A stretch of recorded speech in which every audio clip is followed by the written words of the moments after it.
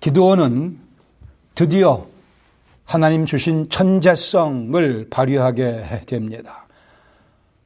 우리도 기드온같이 하나님께서 우리에게 주신 천재성을 발휘하며 하나님 영광을 드러내며 살아가야 할 것입니다. 천재성, 하나님 주신 천재성. 20불짜리 축구공에 손흥민 선수의 사인이 들어가면 갑자기 그게 몇백 불짜리로 그 이상으로 가치가 격상됩니다. 그런데 예수 그리스도를 믿은 우리 인생은 하나님께서 예수 그리스도의 피로 직접 친필 사인한 내용으로 덮여져 있습니다. 내 인생은 하나님께서 예수 그리스도의 보혈로 친필 사인한 내용으로 덮여져 있다고 하는 사실이 그리스도의 복음의 핵심이며 그 말씀이, 그 약속이, 그 현실이, 그 진리가 우리 인생의 결정적인 힘이 됩니다. 우리 함께 공부해오고 있는 기드온의 인생, 오늘 드디어 그 절정에 이르게 됩니다. 사사기 7장 16절에서 25절까지 미디안을 물리치는, 그래 기드온 속에 숨겨져 있던 천재성이 밖으로 드러나며 하나님께 영광을 돌려드리는 사건이 묘사되어 있습니다. 여호와께서 참 하나님이심을 선포하는 사건이기도 합니다. 본문 16절에 보시면 기드온의 전략이 발표됩니다. 여호와의 전략이기도 합니다. 300명을 세 대로 나누어 각 손에 나팔과 빈 항아리를 들리고 항아리 안에는 횃불을 감추게 하고 그들에게 이르되 너희는 나만 보고 내가 하는 대로 하되 내가 그 진영 근처에 이르러서 내가 하는 대로 너희도 그리하여 나와 나를 따르는 자가 다 나팔을 불거든 너희도 모든 진영 주위에서 나팔을 불며 이르기를 여호와를 위하라 기드온을 위하라 하라 하니라. 지금까지는 하나님과 기드온의 대화의 내용이 아주 자세하게 구체적으로 기록되어 왔습니다. 그런데 여기에는 하나님께서 특별히 기드온에게 이러한 전략을 지시하신 그러한 내용은, 그러한 기술은 없습니다. 그러기에 아마 이 작전은 기드온의 작전이었다고 많은 학자들이 이해를 합니다. 그러나 궁극적으로는 물론 하나님께서 그에게 주신 지혜로 짜낸 작전이 되겠죠. 100명씩 세 대로 300명을 나누어서 한밤중에 기습하는 그러한 작전이었습니다. 무기는 나팔, 빈 항아리, 아주 싸구려 빈 항아리, 쉽게 깨지는 빈 항아리, 횃불, 그리고 함성, 이게 무기의 전부였습니다. 300명으로 14만 5천을 대결하지만 칼과 창은 그들의 손에 없었다고 하는 사실이 아주 중요합니다. 그냥 빈 항아리 작전이라 부를 수 있을 것입니다. 19절에 보시면 기드온의 전략이, 여호와의 전략이 실행으로 옮겨집니다. 기드온과 그와 함께한 100명이 이경초에 자정쯤에 진영 근처에 이른 즉 바로 파수꾼들이 교대한 때라 그들이 나팔을 불며 손에 가졌던 항아리를 부수니라. 세 대가 100명씩 300명이 나뉘어서 나팔을 불며 항아리를 부수고 왼손에 횃불을 들고 오른손에 나팔을 불며 외쳐 이르되 여호와와 기드온의 칼이라 하고 각기 제 자리에 서서 그 진영을 에워싸매.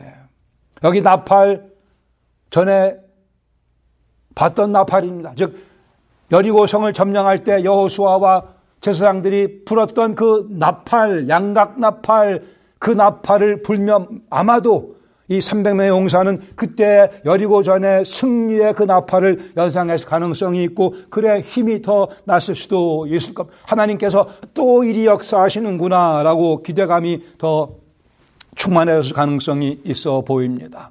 전적으로 수적인 열세를 극복하기 위해서는 적군을 한밤중에 혼동 속에 집어넣는 그러한 작전, 자정의 시각 모두가 깊이 잠든 그 시각에 기습 공격을 감행합니다. 기드온의 나팔 소리와 함께 100명이 나팔을 불기 시작하고 나머지 200명이 같이 나팔을 불어대기 시작을 합니다. 사방에서 나팔 소리가 들려옵니다. 그 진영을 다 둘러싸고 지금 나팔을 붑니다. 동시에 300개의 항아리가 깨지는 소리가 들려옵니다. 횃불이 높이 들리며 주위가 환해집니다. 자정의 시간에. 그리고 300명이 외쳐댑니다. 여호와의 칼, 기드온의 칼이라. 그리고 다시 나팔을 마구 불어댑니다. 깊이 잠들어 있던 미디안 군사들이 경악할 수밖에 없는 그러한 분위기를 만들어냅니다. 심리전 중에 심리전이라 여겨집니다.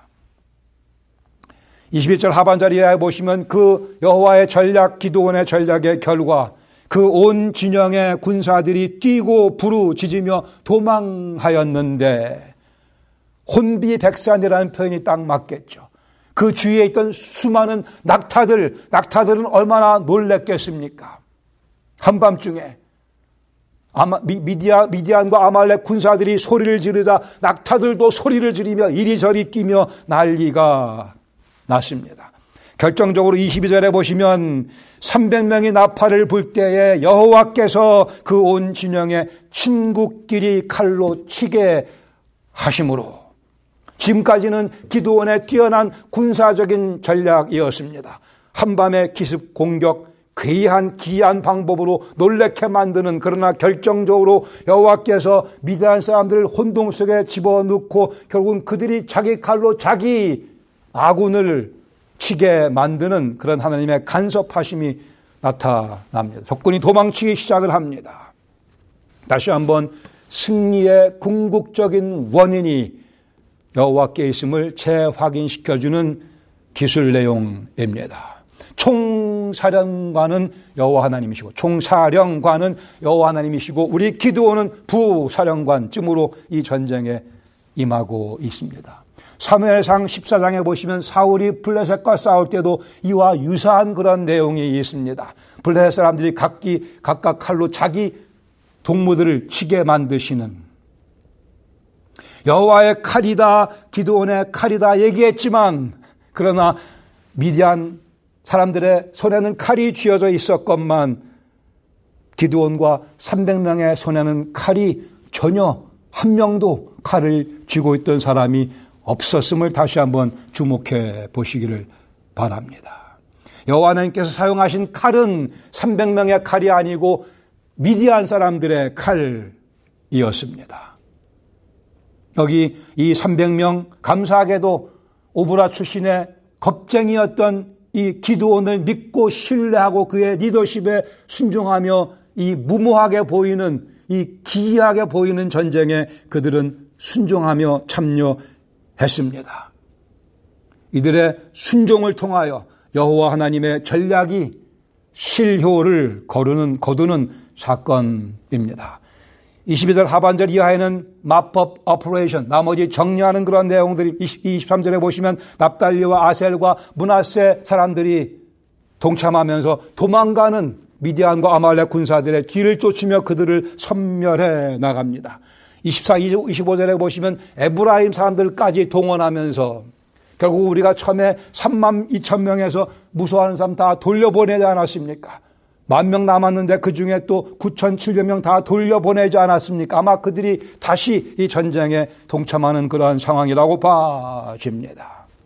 25절에 보시면 재밌는 내용이 기록되어 있습니다. 또 미디안의 두방백 오렙과 스엡을 사로잡아 오렙은 오렙 바위에서 죽이고 스엡은 어디서 죽인다고요? 포도주 틀에서 죽이고. 포도주 틀 뭐예요?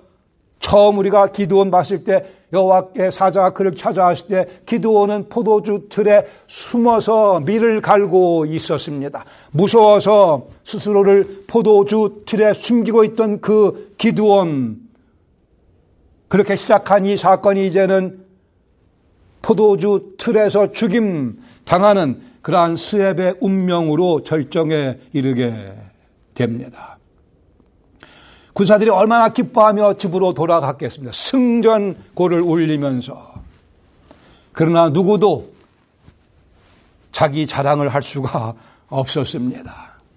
내가 내 칼로 미디안 군사를 죽였지라고 말할 수 있는 300명은 하나도, 그 중에는 아무도 없었습니다. 그들은 그저 제자리를 지키며 기드온의 명령대로 제자리를 들으며 지키며 나팔 불며 항아리를 깨뜨리며 횃불을 들어올리며 함성을 지르고 또 나팔을 분 것밖에는, 거리를 두고 그 진영 너 가장자리에서 근처에서 하나님께서 직접 미디안 군사들을 스스로 자기 칼로 자기 아군을 죽이게 만드시는 사건을 관전하다가 전쟁이 승리로 끝났습니다.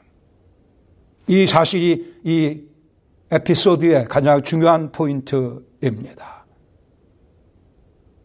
오직 하나님께서 승리하시는 모습을 300명은 관전하다가 그 멋진 게임을 즐기다가 전쟁이 승리로 치닫게 되는 상황을 보게 됩니다. 이 전쟁의 승리는 이스라엘 백성들에게는 아주 기억에 남을 만한 그러한 대승이었습니다.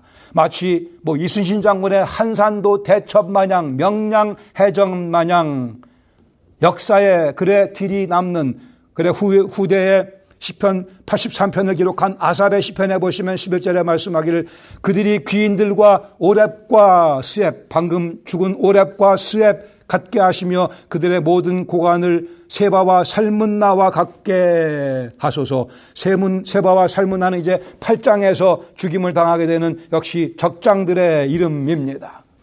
이렇게 해서 기드온의 승리가, 여호와의 기드온을 통한 승리가 매듭지어지게 됩니다. 본문 가운데 2개 정도의 교훈을 함께 나누기를 원합니다. 첫 번째는 하나님께서 주신 천재성을 발휘하며 우리도 살아가야 할 것입니다.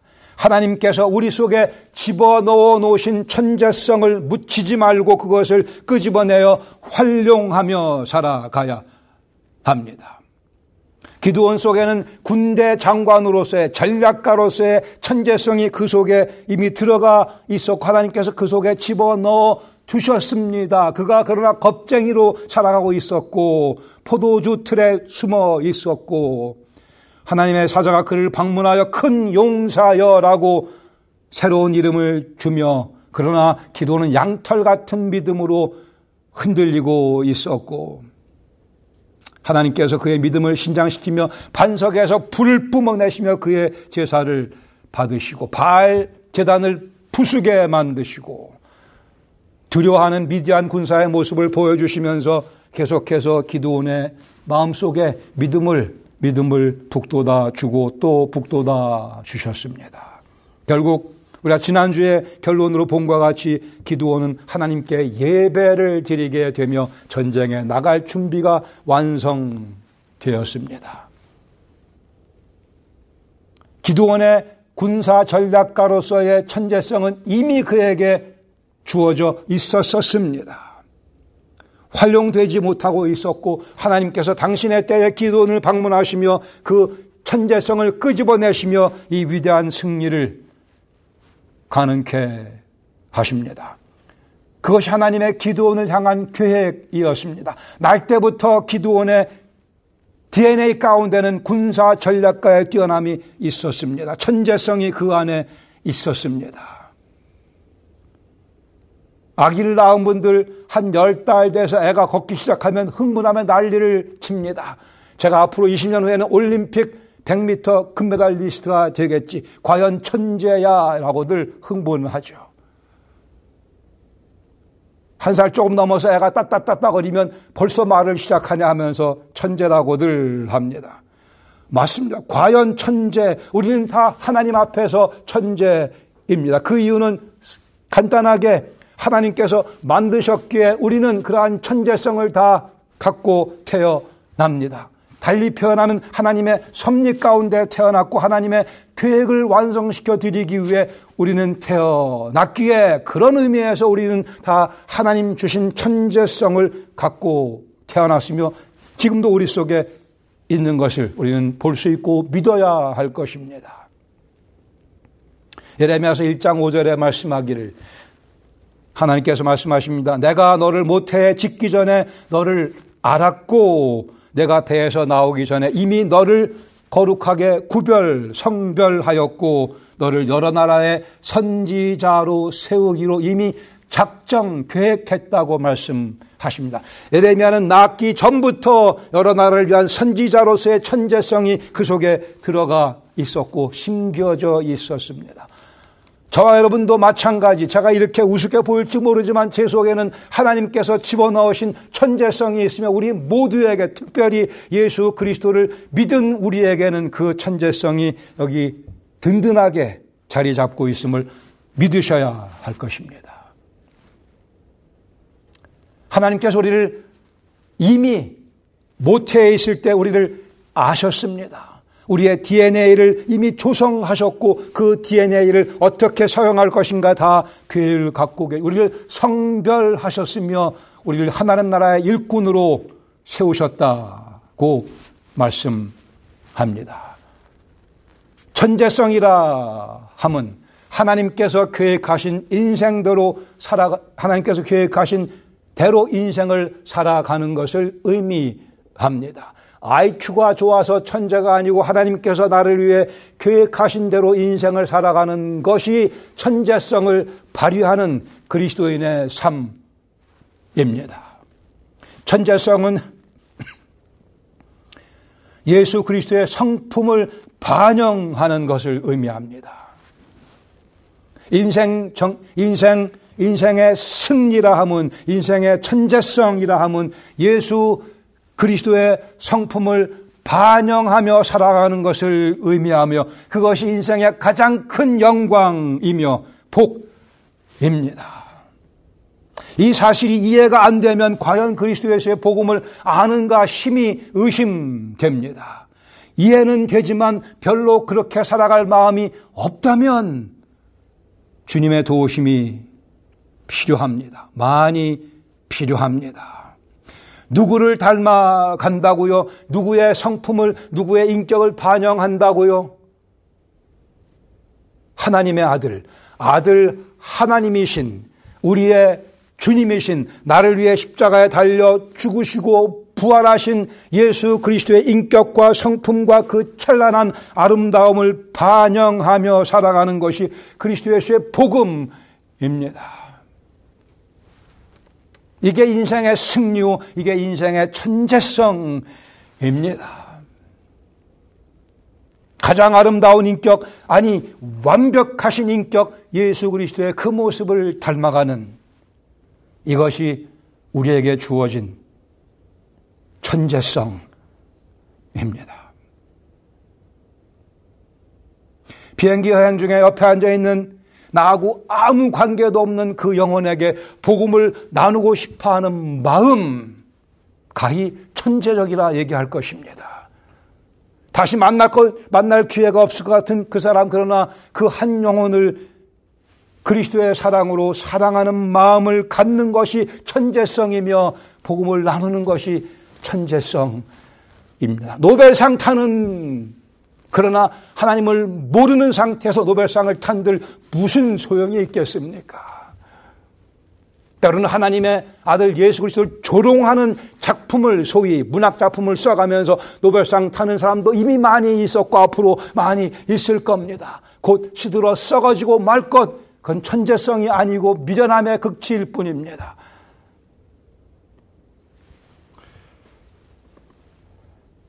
투잡, 쓰리잡을 껴가면서 웨이트리스를 하면서 그 피곤한 몸 가운데서도 미소를 잃지 않고 성심성의껏 손님들을 대접하는 섬기는 그 그리스도인의 마음이 천재성이라고 하는 것입니다.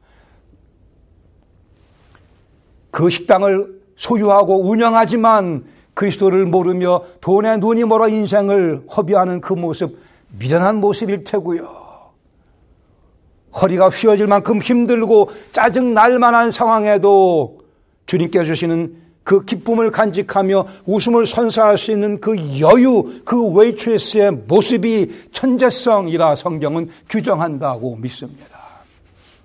내가 만든 간식을 맛있게 먹는 성도의 모습을 보며 더 열심히 더 맛있게 간식을 만들어내는 그 손길이 천재적인 손길입니다.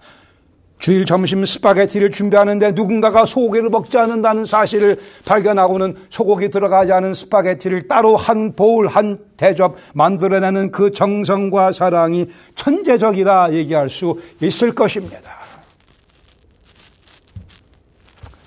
우리는 과히 천재적인 삶으로 초청을 받았습니다. 하나님께서 우리 속에 그 천재성을 이미 집어넣어 주셨기 때문에 이러한 삶이 천재적이라는 증거는 우리 예수님께서 세리들의 친구가 되기를 거부하지 않으셨습니다. 우리 예수님께서 창녀들의 친구가 되어주기를 즐겨하셨습니다.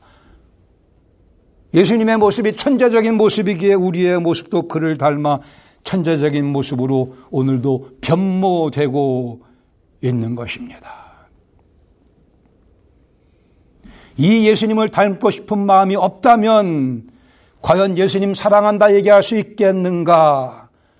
과연 예수님을 사랑하지 않는다고 하면 과연 그리스도인이라 얘기할 수 있겠는가? 이 예수님 닮고 싶은 마음이 있는 것은 우리가 예수님을 사랑하기 때문이며 우리가 예수님을 사랑하는 이유는 우리가 그분의 피로 죄의 속함을 받았기 때문이며 그들의 부활이 내 삶의 영광의 빛으로 강하게 내려 쪼이고 있기 때문에 그렇습니다.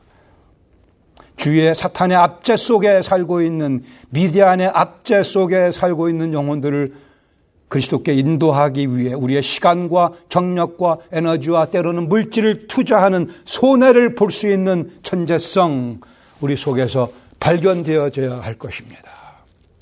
유명한 시인 롱펠로우 그냥 종이 조각 위에 그가 시 하나를 기록해 놓으면 졸지에 6,000불짜리로 바뀌고 맙니다. 하나님께서 우리 인생의 조각, 휴지 조각, 인생의 종이 조각 위에 하나님께서 몇 자 끄적거리신다면 우리 인생이 얼마짜리로 바뀔 거라 여겨주십니까? 우리 하나님 끄적거리시는 분이 아니십니다. 정성스럽게 감사하게도 별 쓸모없는 종이 조각 같은 우리 인생 위에 하나님께서 당신의 아들의 보혈로 당신의 이름을, 영광의 이름을 사인을 남기시며 너는 내 것이라 말씀하시고 우리를 그렇게 오늘도 사용하기를 원하십니다. 이것이 구원받은 그리스도인의 삶이라고 하는 것입니다. 그러게 두 번째 우리가 받을 수 있는 교훈, 자리를 지킴으로써 우리는 그 천재성을 발휘하게 됩니다. 자리를 지킴으로써 21절에 보시면 각기 제 자리에 서서 그 진영을 애워싸매 우왕좌왕하는 미디안 군사들을 보면서 이 300명 가운데 누군가는 당장 자기도 내려가서 자기 주먹으로라도 그 미디안 군사들을 때려주고 싶은 그런 충동을 느꼈을지 모르겠으나 기드온이 분명히 얘기하기를 각기 제자리를 지키라, 그 진영 둘러싼 자리를 뛰지 말라고 명령했습니다. 각기 제 자리에 서 있으라. 칼을 휘두르는 것은 300명이 아니고 계획상, 작전상 하나님의 섭리 가운데 미디안 군사들이었습니다. 다시 한번 그러기에 기드온의 300명 가운데 누구도 자랑할 것이 없었습니다. 자랑할 것은 무엇이라고요? 나는 순종했노라. 나팔을 불었고 항아리를 깨뜨려고 횃불을 높이 들었고 함성을 외쳤고 또 나팔을 불었고 그리고 나는 그 주위에 서서 자리를 지키며 하나님께서 이기시는 모습을 관전했노라. 나는 증인이로다. 그거 외에는 자랑할 것이 없었으며 이것이 그리스도 예수의 복음의 핵심적인 내용입니다. 우리에게도 불어야 할 나팔이 있으며 깨뜨려야 할 항아리가 있으며 높이 들어야 할 횃불이 있으며 힘차게 외쳐야 할 함성이 있으며 다시 불어야 될 나팔이 있습니다. 우리가 서 있어야 할 제자리는 여호와 하나님 앞입니다. 하나님의 전능하신 모습을 묵상하다 보면 나팔을 불고 싶은 의욕이 솟구칩니다. 하나님의 사랑이 내 가슴을 점령하게 될 때 나라고 하는 항아리를 깨뜨리고 싶은 그런 열망, 그 능력이 생겨납니다.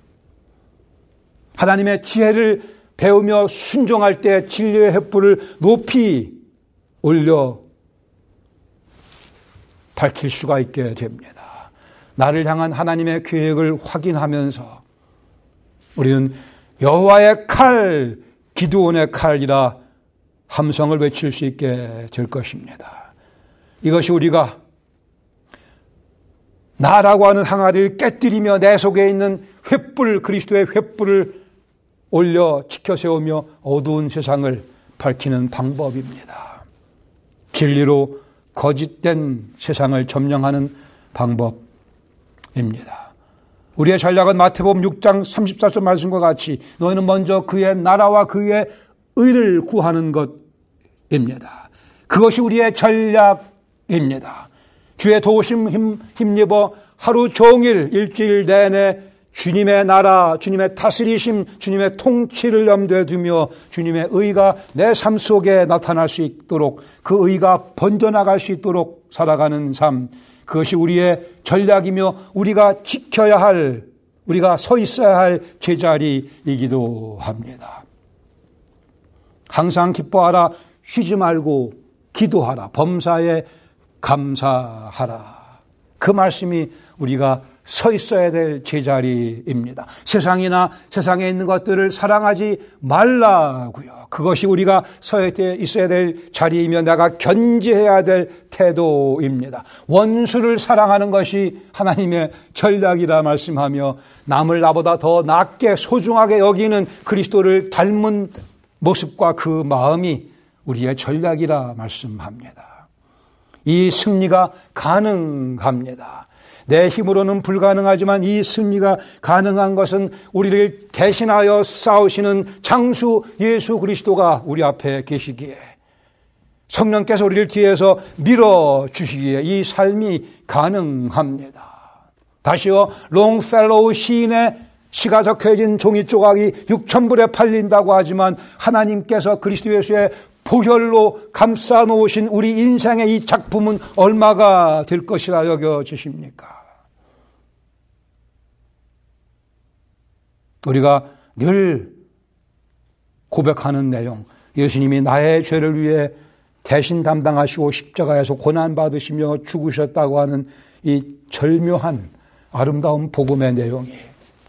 그러나 우리 예수님께서 죽음을 정복하시고 부활하셨기에 우리에게 영원한 생명을 주셨거니와 이미 또한 영원한 나라가 우리를 기다리고 있다고 하는 이 복음을 믿을진대 하나님께서 우리 속에 집어넣으신 천재성을 드러내며 그 이름에 하나님의 이름의 영광을 돌려드리는 삶에 우리를 투자하는 것이 마땅한 우리의 반응이며 하나님의 부르심입니다. 우리 속에 하나님의 섭리 가운데 천재성이 부어져 있음을 믿는 것이 맞는 성경적인 이해이며 그 천재성을 성령의 능력으로 드러내며 부활하신 예수 그리스도의 그 영광을 바라보며 눈을 그 영광에 고정시키며 횃불을 높이 들며 항아리를 깨뜨리며 함성을 지르며 나팔을 불어대며 주님 위에 살아가는 이 복된 인생. 우리 인생은 쉽게 깨지는 항아리 같습니다. 어차피 깨집니다. 그럴 바에야 주님을 위해서 깨뜨리며 그 속에 있던 그 횃불을 끄집어내서 다른 영혼들을 하나님의 영광으로 인도하는 길잡이 역할로 사용하는 것이 지혜로운 인생이라 확신하며 이것이 하나님의 오늘 우리를 향하신 뜻이라 분명히 믿습니다. 함께 기도하시겠습니다.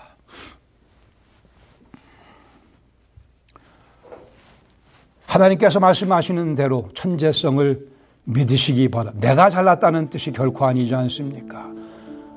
하나님이 위대하시다라는 말씀입니다. 하나님 집어넣어 주신 천재성을 찌그러뜨리지 말고 묻어두지만 말고 낳기 전에 이미 하나님께서 태어나기 전에 우리를 따로 구별해 놓으셨습니다. 남은 우리의 인생, 지금까지의 인생 주께서 설정해 놓으신 그 계획대로 우리 살아가는 복을 누리기를 원합니다. 우리에게는 우리를 대신하여 싸우시는 우리의 대장 예수 그리스도가 계십니다.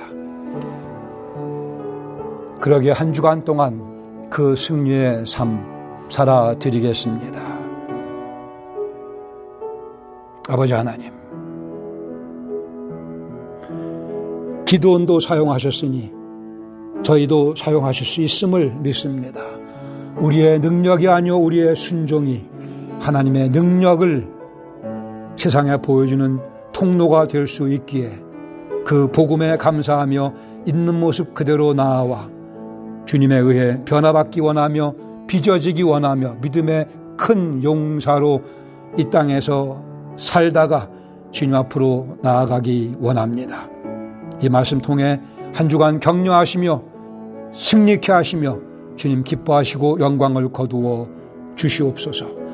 예수님의 이름으로 감사드리며 기도합니다. 아멘.